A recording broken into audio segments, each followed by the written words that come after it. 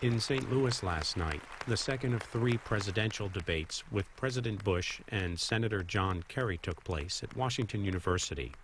In a town hall format, audience members asked the candidates questions. It's moderated by Charles Gibson of ABC. It's about an hour and a half.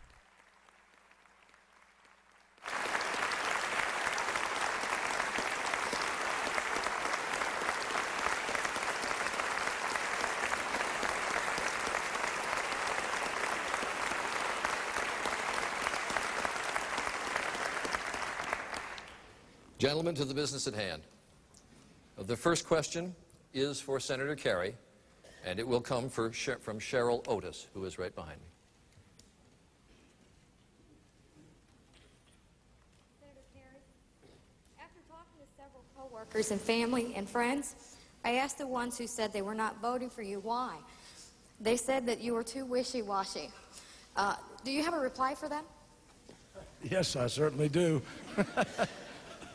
But let me just first, Cheryl, if you will, I want to thank Charlie for moderating. I want to thank Washington University for hosting us here this evening. Mr. President, it's good to be with you again this evening, sir.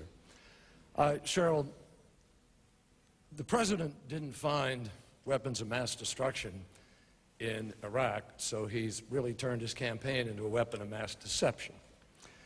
And the result is that you've been bombarded with advertisements suggesting that I've changed a position on this or that or the other. Now, the three things they try to say I've changed position on are the Patriot Act. I haven't. I support it. I just don't like the way John Ashcroft has applied it, and we're going to change a few things. The chairman of the Republican Party thinks we ought to change a few things. No Child Left Behind Act. I voted for it. I support it. I support the goals. But the president has underfunded it by $28 billion. Right here in St. Louis, you've laid off 350 teachers. You're 150 excuse me, I think it's a little more, about $100 million shy of what you ought to be under the No Child Left Behind Act to help your education system here. So I complain about that. I've argued that we should fully fund it. The President says, I've changed my mind. I haven't changed my mind. I'm going to fully fund it. So these are the differences. Now, the President has presided over the economy where we've lost 1.6 million jobs. First president in 72 years to lose jobs. I have a plan to put people back to work. That's not wishy-washy.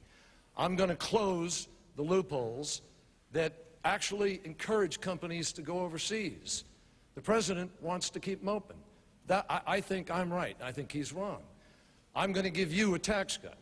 The president gave the top 1% of income earners in America got $89 billion last year, more than the 80% of people who earn $100,000 or less all put together. I think that's wrong. That's not wishy-washy, and that's what I'm fighting for, you. Mr. President, minute and a half. Charlie, thank you, and thank our panelists. Senator, thank you. And thanks Washington and you as well.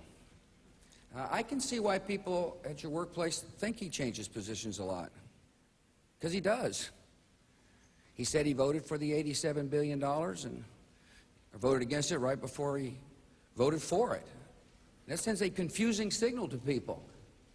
He said he thought Saddam Hussein was a grave threat, and now said it was a mistake to remove Saddam Hussein from power. Now, I can see why people think that he changes position quite often, because he does. You know, for a while, he was a strong supporter of getting rid of Saddam Hussein. He saw the wisdom until the Democrat primary came along. And Howard Dean, the anti-war candidate, began to gain on him. And he changed positions. I don't see how you can lead this country in a time of war, in a time of uncertainty, if you change your mind because of politics. He just brought up the tax cut.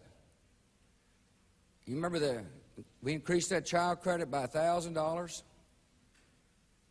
reduced the marriage penalty, created a 10% tax bracket for the lower income Americans. That's right at the middle class.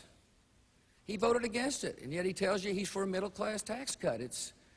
You've got to be consistent when you're the president. There's a lot of pressures, and you've got to be firm and consistent. Thanks, sir. Mr. President, I would follow up, but we have a series of questions on Iraq, and so I will turn to the next questioner. The question for President Bush, and the questioner is Robin Dahl. Can you get a microphone, Robin? I'm sorry. Mr. President, Yesterday, in a statement, you admitted that Iraq did not have weapons of mass destruction, but justified the invasion by stating, I quote, "He retained the knowledge, the materials, the means, and the intent to produce weapons of mass destruction, and could have passed this knowledge to our terrorist enemies." Do you sincerely believe this to be a reasonable justification for invasion when this statement applies to so many other countries, including North Korea? Each situation is different, Robin. And obviously, we hope that diplomacy works before you ever use force. The hardest decision a president makes is ever to use force. After 9/11, we had to look at the world differently. After 9/11, we had to recognize that when we saw a threat, we must take it seriously before it comes to hurt us. In the old days, we'd see a threat, and we could deal with it if we felt like it or not. But 9/11 changed it all. I vowed to our countrymen that I would do everything I could to protect the American people. That's why we're bringing al-Qaeda to justice. 75% of them have been brought to justice. That's why I said to Afghanistan, if you harbor a terrorist, you're just as guilty as a terrorist. And the Taliban is no longer in power, and al-Qaeda no longer has a place to plan. And I saw a unique threat in Saddam Hussein, as did my opponent, because we thought he had weapons of mass destruction. And the unique threat was that he could give weapons of mass destruction to an organization like al-Qaeda, and the harm they inflicted on us with airplanes would be multiplied greatly by weapons of mass destruction. And that was a serious, serious threat. So I tried diplomacy, went to the United Nations, but as we learned in the same report I quoted, Saddam Hussein was gaming the oil for food program to get rid of sanctions. He was trying to get rid of sanctions for a reason. He wanted to restart his weapons programs. We all thought there was weapons there, Robin. My opponent thought there was weapons there. That's why he called him a grave threat. I wasn't happy when we found out there wasn't weapons, and we've got an intelligence group together to figure out why. But Saddam Hussein was a unique threat, and the world is better off without him in power. And my opponent's plans lead me to conclude that Saddam Hussein would still be in power, and the world would be more dangerous. Thank you, sir. Senator Kerry, a minute and a half. Robin, I'm going to answer your question. I'm also going to respond to what you asked, Cheryl, at the same time. The world is more dangerous today.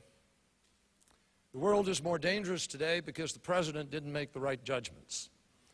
Now, the president wishes that I had changed my mind. He wants you to believe that, because he can't come here and tell you that he's created new jobs for America. He's lost jobs. He can't come here and tell you that he's created health care for Americans, because we got 5 million Americans have lost their health care, 96,000 of them right here in Missouri. He can't come here and tell you that he's left No Child Behind, because he didn't fund No Child Left Behind. So what does he do? He's trying to attack me. He wants you to believe that I can't be president. And he's trying to make you believe it because he wants you to think I changed my mind. Well, let me tell you straight up, I've never changed my mind about Iraq. I do believe Saddam Hussein was a threat. I always believed he was a threat. Believed it in 1998 when Clinton was president. I wanted to give Clinton the power to use force if necessary. But I would have used that force wisely. I would have used that authority wisely, not rushed to war without a plan to win the peace. I would have brought our allies to our side. I would have fought to make certain our troops had everybody possible to help them win the mission. This president rushed to war, pushed our allies aside, and Iran now is more dangerous, and so is North Korea with nuclear weapons. He took his eye off the ball, off of Osama bin Laden. Mr. President, I do want to follow up on this one, because there were several questions from the audience along this line. Go ahead. Go ahead. Well, I was going to have you do the rebuttal on it, but you go ahead. You're up. You remember the last debate? My opponent said that America must pass a global test before we use force to protect ourselves. That's the kind of mindset that says sanctions were working.